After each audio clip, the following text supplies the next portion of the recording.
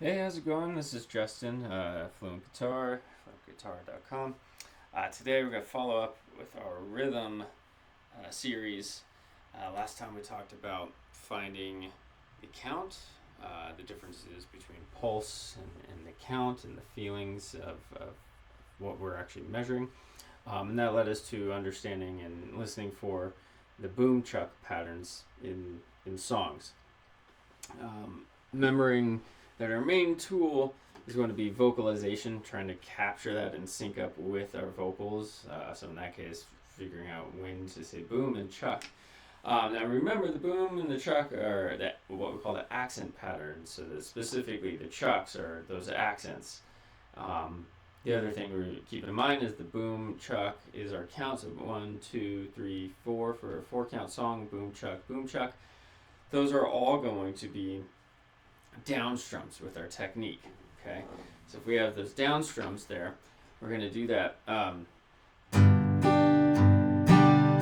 talked about going low, high, getting the sound difference between boom and a chuck. Okay, so today we're going to talk about filling that in with what we call the groove pattern. Okay, and the groove is what I mean by the feeling of a song. Okay, and the feeling of a song, the groove, is determined by three main elements. Okay, first is going to be the count itself, of course, but related to that is the accent patterns. Where are those accents happening compared to the beats, right? Compared to the down strums and the counts. Okay, that typical accent pattern is going to be on the beat. Boom, chuck, 1, 2, 3, 4. But as we'll see in this here in a second, I'm going to play one where it's not quite on the beat. It's a little bit off the beat. Okay, so where are those accents happening? Because if we move those or change that, it's going to affect the feeling of the song pretty drastically, actually.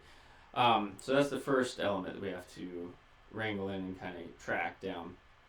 The next element is going to be the what we call the subdivisions, okay, or what some of us refer to as the grid. So the subdivisions, if you don't know what those are, we divide our measures, right? Remember, we're measuring the beats. So last time we talked about a typical 4 count measure, meaning there's 4 beats in the measure. We count 1, 2, 3, 4. We're already, by doing that, taking that whole measure and splitting it into 4 parts. 1, 2, 3, 4.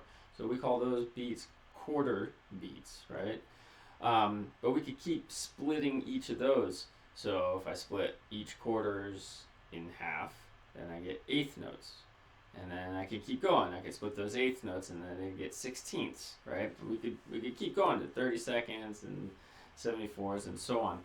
However, most music, for our purposes, we really need to hover around and understand eighth notes and 16th notes. And those are our two main options when it comes to playing music and finding the groove and grooving along. They're gonna be either on eighth note groove feelings or grid, as we say, or 16th note grid.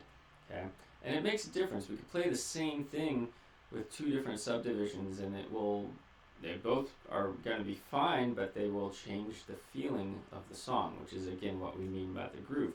And then with the subdivision, so the first element again is the accent pattern, where and when those are happening. Our second element is the subdivision pattern, which level is it, eighth notes or 16th notes, are our 2 basic options. And then the third one is going to be when do our or what is the feeling of those subdivisions. So typically we have 2 options when we are on an eighth note subdivision grid of what we call an element of swing. So we either have straight eighth notes, which are all even, dot, dot, dot, dot, dot, dot, dot, or swung eighth notes, which means they're just lopsided, they're uneven, and there's a range for that. It could be really uneven or just barely uneven, but a swing is the element that we call that when they're uneven, and that dot, dot, dot, dot, dot, dot, dot. So again, my quarter note, my beat note might be the same, dot, dot, dot, dot, dot, dot, dot, dot, dot, dot, and those would be straight, and a swung, dot, dot, dot, dot, dot, dot, dot, dot, dot, dot, dot, dot. Both of those were examples of eighth notes. One was straight, and the second one was swung. Right? Notice how the beat didn't change. Okay, so we would still write that out both ways as eighth notes and so on, and we just have to make a note there as swung. The point is, how do I know that? We have to hear that. We have to listen to that. We have to feel that and hear that through our ears. Okay, so those are the three main elements of groove. All of those elements put together are what contribute or might give us the feeling of the rhythmic feeling of a song, right? How we actually want to move to it and so on, and how we're going to move to it to play it. Okay, so let's get into a few examples here.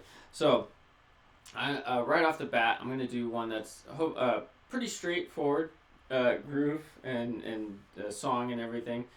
Count and everything is going to be 4/4 and everything. So what I want you to listen for is if you can capture what those subdivisions are, where those accents are, and if they're straight or swung and so on. So I'm just gonna play it, and then we'll kind of explore that.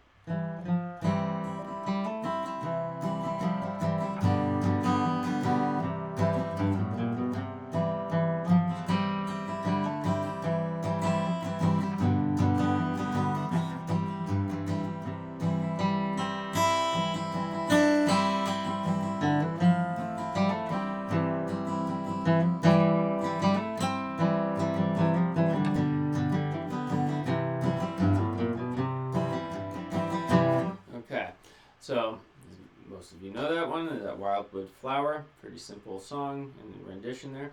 So first thing of anything is, what am I going to tap along to? Most of us are going to tap this. Again, that's our pulse. However, we got to figure out, is that our beat? One, right? We're going 1, 2, 3, 4. Does that feel right? Dun, dun, dun, dun, dun, dun, dun, dun. If we try to count that, we notice it's pretty slow. There's a lot of space in there. Okay, so it's probably not. Remember, typically our pulse is going to mostly match those accents or so the chucks, sometimes the booms, depending on your upbringing a little bit there, but one or the other.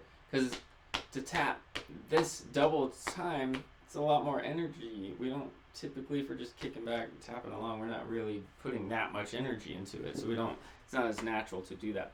But that is, in fact, our count is going to be 1, 2, 1, 2, 3, 4, 1, 2, 3, 4, 1, 2, 3, 4, 1, chuck. And again, I'm really basing that on the chucks when I boom chuck, boom chuck, boom chuck, boom chuck, boom chuck, boom chuck, boom chuck, boom chuck. Right, you can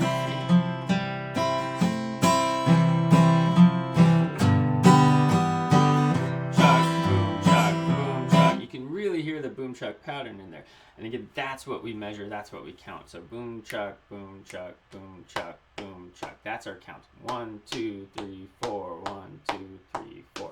Okay, so we've established our count. We've established with that that the accents are happening on the beat, on the 2, on the 4. Boom chuck, boom chuck, boom chuck, boom chuck. Okay, we're not doing something off of the beat there.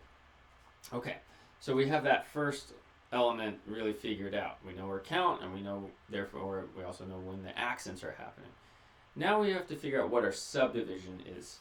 And just to demonstrate here, I'm going to demonstrate both, I'm going to attempt to demonstrate both subdivisions. So 16th notes and 8th notes. So 16th notes, or let's start with 8th notes. If I did end my 1, 2, 3, 4, the way we vocalize that, 1 and 2 and 3 and 4 and. So we just put an and in between the numbers there. And that splits it in half, right? You got 2 for the 1.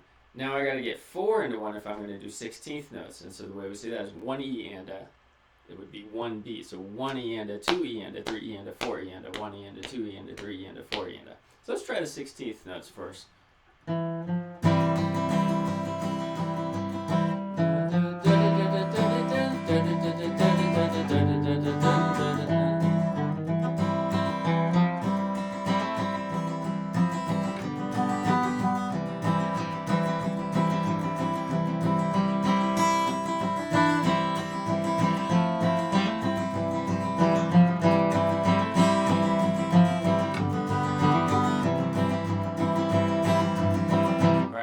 I did my best there. You can tell if I try to play 16th notes and establish my grid, the underlying feeling and movement as 16th notes. I can make it work, right? I can still play the melody.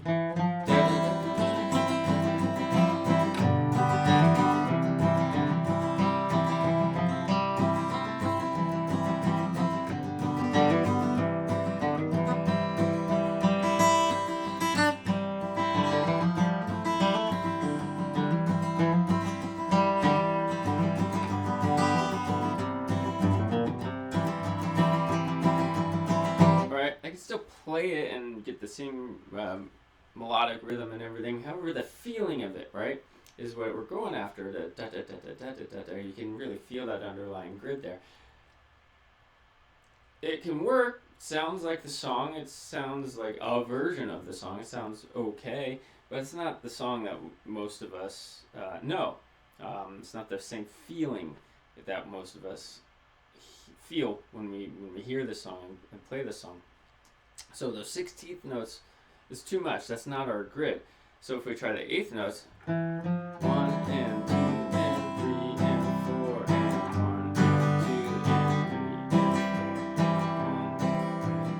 1 and 2 and 3 and 1 and 2 and 3 and 1 and 2 and 3 and 4 and 1 and 2 and 3 and 4 and 1 and 2 and 3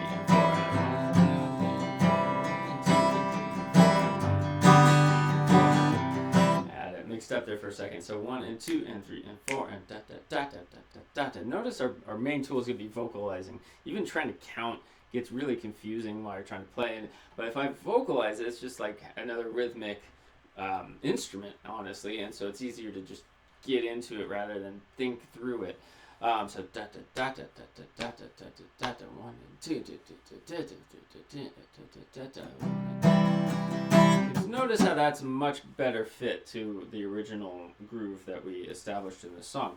So we would say that, okay, we have our accents, we have 1 and 2 and 3 and 4 and they're on that beat, the 2 and 4. We have our subdivisions now. We know they're 8th notes. 16th just feels too busy. So 8th notes here, which means I'm going to have 1 and 2 and. So those 8th notes are the ands are in between, or the ups in between the downs. Remember, 1, 2, 3, 4 are downs, so the ands are always going to be in between those, the ups coming back up. Okay. Now my other element is, are they swung or even? And so again, vocalizing along is going to help us kind of tap into that area.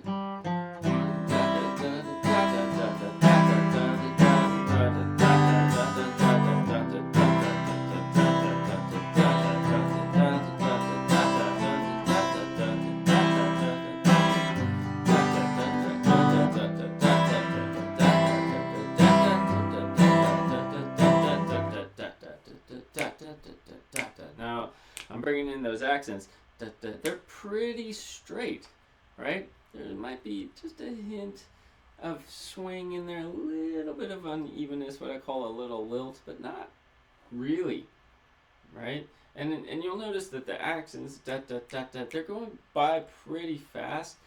Generally, the faster they go, the smoother they kind of smooth out a little bit, which means they tend to sound more even the faster we go. So it makes sense if you try to make it more uneven and you're going faster, it's harder to keep that uneven, actually. So at this speed, even though this isn't a super fast song or anything, but it's just fast enough where we're kind of smoothing out any sense of swing in there. So there might be a little bit of one, but not much, okay? And so we have a pretty straightforward song here. 4/4 time, accents are on the 2 and the 4. We're in 8th note subdivisions, and they're decently straight. And so what that does is it helps us inform that's our dance move with our wrist, with our strumming hand. We're going to move to that grid, that groove grid. So 1 and 2 and 3 and 4 and da da da da da da da da. And we don't want this to stop. We don't want the groove to stop in the middle of a song. And we don't want to feel the groove stop in the middle of a song. So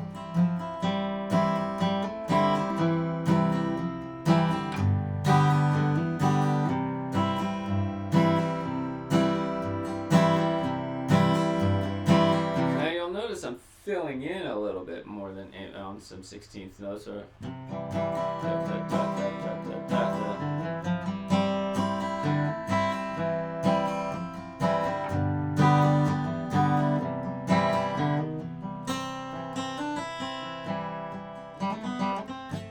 right? It's all eighth notes basically, right?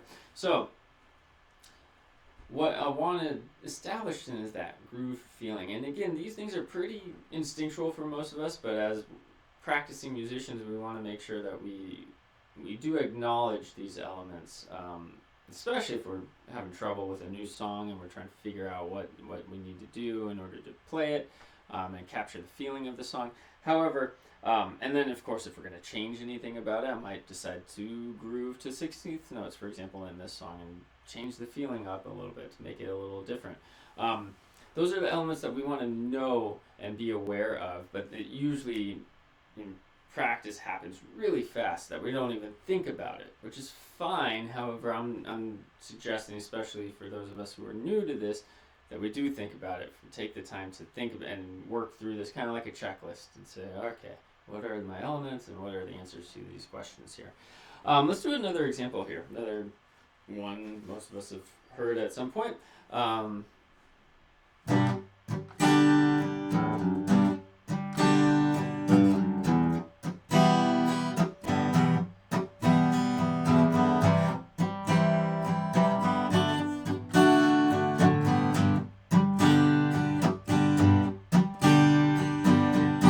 Okay, now if you're watching something, you can kind of tell where what the movement is, what the groove is, right? Because I'm literally moving to it, okay? But again, if you're just listening, which I suggest you do, you're not going to be able to watch every song that you're trying to learn.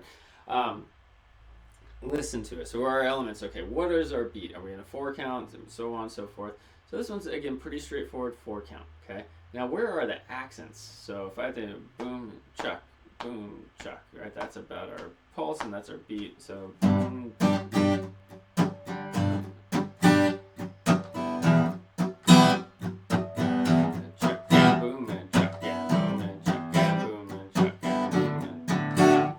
notice here, and again, notice how all these components, it's hard to separate them out. They kind of all come to you together. The subdivision is da da da da da da da da da da da da. 1 and right, eighth notes, 1 and 2 and 3 and 4. And now listen to those accents though. Are the accents on the 2 and the 4 like we expect, or are they off a little bit?